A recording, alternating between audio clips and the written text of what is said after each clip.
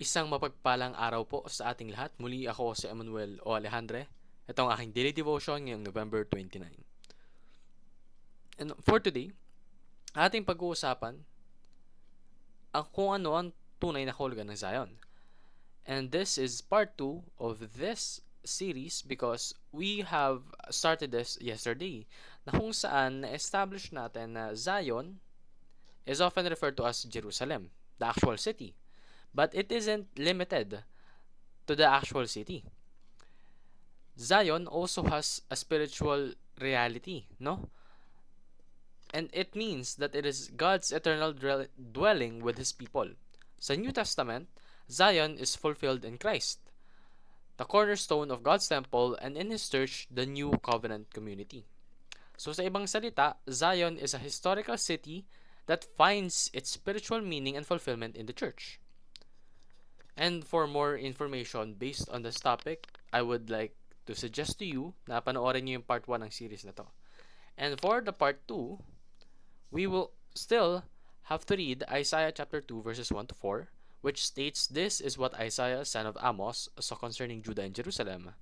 In the last days, the mountain of the Lord's temple will be established as the highest of the mountains.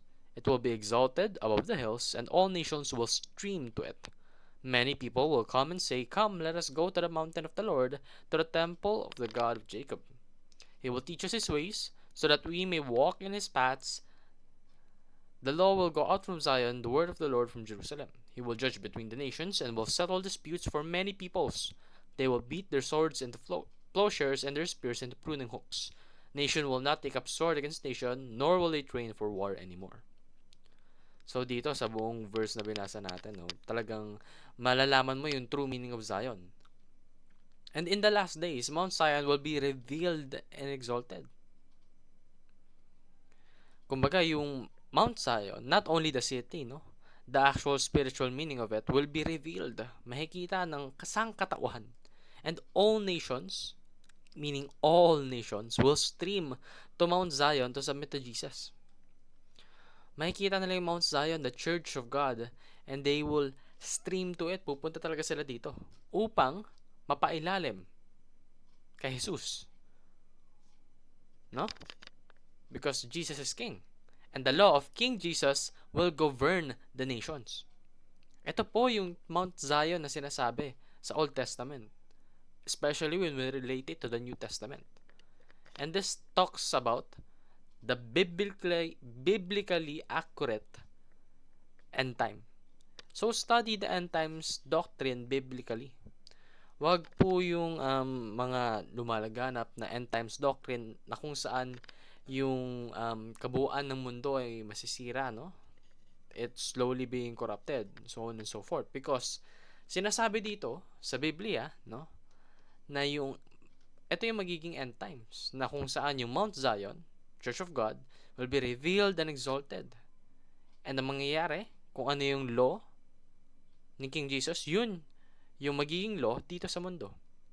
So, see current events through the eyes of faith. Kung ano yung nakikita mo ngayon, imaginein mo kung ano pa yung plano ng Diyos doon. No? Look at your present well-being and say that ito yung possibility. Ito yung pangako ng Panginoon sa'yo. Ito yung nakasaad sa Biblia. So in the future, it will be this. So that you will no longer be anxious. And lastly, serve King Jesus by spreading His word. Lagi po nating tatandaan, we are called here to disciple all nations. Meaning all nations. Wala kang dapat pinipili. Dapat lahat i-include mo. For all should hear and obey the law of King Jesus. Yun lamang po ang aking daily devotion. Maraming salamat sa pakikinig. Pagpalain po tayong lahat and let us all give glory to God.